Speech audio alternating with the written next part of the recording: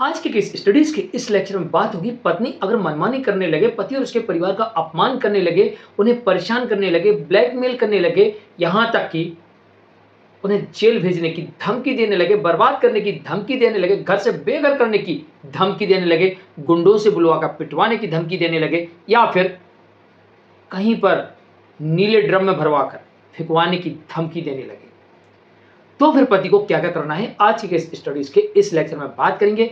और पत्नी ऐसी पत्नी पर वो कैसे कार्रवाई करवाएगा, और साथ ही पति को डिवोर्स मिलेगा और पत्नी के द्वारा लगाए गए सारे झूठे केसेस खत्म होंगे।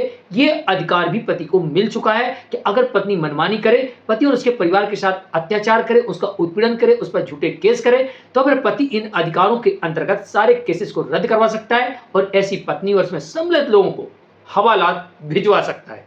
जय जिनेंद्र, मैं मुकेश जैन। वीडियो को लाइक और शेयर कर दीजिए और इस तरह के जजमेंट्स पाने के लिए दिए गए नंबर पर आप हमें व्हाट्सएप पर संपर्क कर सकते हैं। तो चलिए शुरुआत करते हैं पति को मिले हुए 10 अधिकार। नंबर 1, सबसे पहला अधिकार पति को यह मिला है कि अगर उसकी पत्नी या उसके परिवार के लोग या कोई अन्यत्र व्यक्ति आपको डराने लगे, धमकाने लगे, गाली गलौज करने लगे, आपको उत्पीड़न करने लगे, जान से मारने की धमकी देने लगे, या आपको संदेह हो जाए कि मेरी हत्या भी हो सकती है, मेरे और मेरे परिवार के साथ गलत हो सकता है, या फिर हम किसी झूठे केस में फंस सकते हैं, तो ऐसी परिस्थिति में आप अपने घर में तत्काल प्रभाव से सीसीटीवी कैमरे लगवा के रखिए। वैसे भी आज के समय में हर व्यक्ति को अपने घर में सीसीटीवी अवश्य लगवाना चाहिए और प्रयास करिए कि अपने सीसीटीवी कैमरे बेडरूम और बाथरूम को छोड़कर पूरे घर में होना चाहिए और किचन में आवश्यक रूप से होना चाहिए। ध्यान रहे, किचन में आवश्यक है कैमरा और साथ में बेडरूम और बाथरूम में भूल कर भी मत लगाना, वरना आप फंस सकते हो। और पूरे घर को आप सीसीटीवी कैमरे से कवर कर रखिए। अगर आपके साथ कुछ भी गलत होता है तो गलत करने वाला व्यक्ति सीधा फंसेगा और ये सीसीटीवी वहां पर सबूत के तौर पर काम आएगी और उसे आप दंडित करवा सकते हैं। और जो आपके पर झूठे आरोप लग रहे थे कि आप उसका उत्पीड़न करते हैं, शोषण करते हैं और वास्तविकता में आरोप झूठे थे, तो आप पूरी तरीके से बच जाएंगे। और अगर आप ऐसा कर रहे हैं तो आप पूरी तरीके से इसी सीसीटीवी के आधार पर फंस जाएंगे। और अगर इस सीसीटीवी का लगाने का कोई विरोध करता है तो इसका मतलब यह है कि वो कोई बड़ा अपराध करने वाला है। यहीं से आप सतर्क हो जाइए। ये आपका अधिकार है अपनी सुरक्षा पूरी करना। नंबर 2, अगर कोई भी व्यक्ति विरोध करे सीसीटीवी का, सीसीटीवी लगाते समय धमकी दे जेल भिजवाने की या फिर आपको बर्बाद करने की, तो उसे एक बार प्रेम पूर्वक समझाइए कि भाई सीसीटीवी आपकी सुरक्षा के लिए और मेरी सुरक्षा के लिए लगाओ।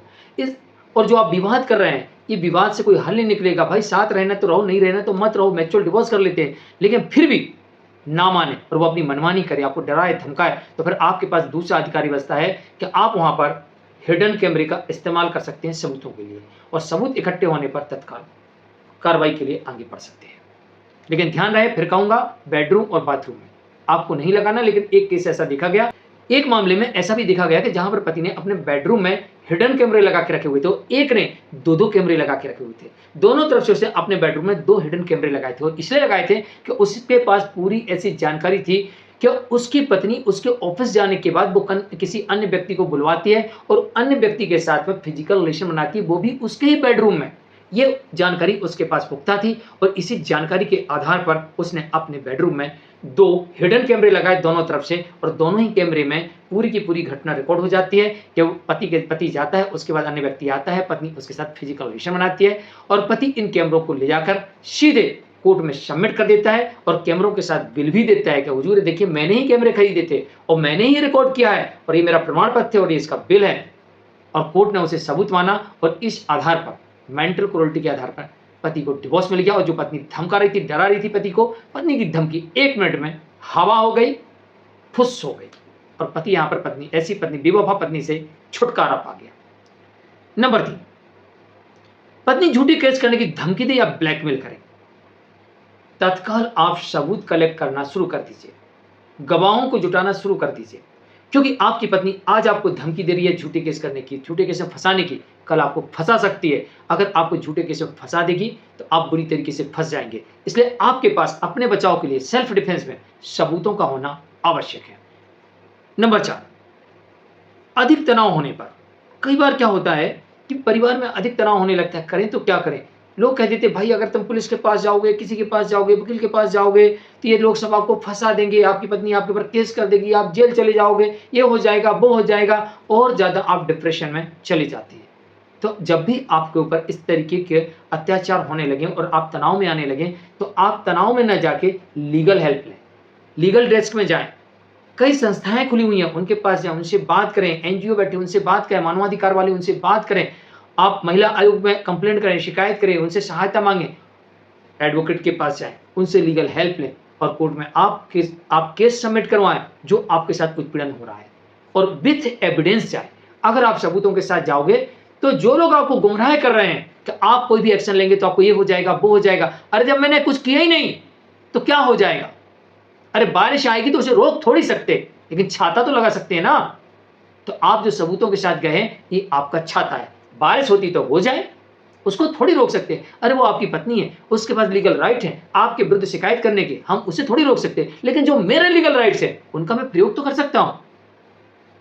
और अगर वो लीगल राइट्स का दुरुपयोग कर रही है, तो उसे पनिशमेंट देगी कोर्ट। और मैं अपने लीगल राइट का सही उपयोग कर रहा हूं, तो फिर पत्नी किसी भी झूठे केस में मुझे नहीं फंसा सकती है। तो जो लोग आपको गुमराह करते हैं कि आप बिल्कुल पहले कुछ मत करिए, शांत रहिए, आप किसी के इस बहकावे में ना आए। अगर किसी प्रकार का आपके साथ उत्पीड़न या आपके प्रति षड्यंत्र रचा जा रहा है, तो आपको यहाँ पर कानूनी सहायता की आवश्यकता है। इसके पहले आप एक बार पत्नी और उसके परिवार वालों से शांतिपूर्वक एक वार्ता कर लें, समझौता कर लें, समझा लें। ना समझ में आए तो आप तत्काल लीगल एक्शन ले सकते हैं, ये आपके अधिकार है। नंबर 5, अपने घर में शांति रखें। कई बार ये होता है कि हम अपने परिवार में ही लोगों से लड़ने लगते हैं, तुमने ये किया, तुमने वो किया ना। परिवार वालों को समझाएं कि अपना बुरा वक्त है, शादी के बाद अपने घर में अशांति है और अशांति करने वाली पत्नी और उसके परिवार के लोग या उसका बॉयफ्रेंड है, तो हमें इस केस से निकलना है, ना कि हमें आपस में लड़ना है। तो अपने घर में शांति बना के रखें। कई केसेस में देखा गया कि पति सुसाइड की तरफ चला जाता है, अपनी नौकरी छोड़ देता है या डिप्रेशन का शिकार हो जाता है।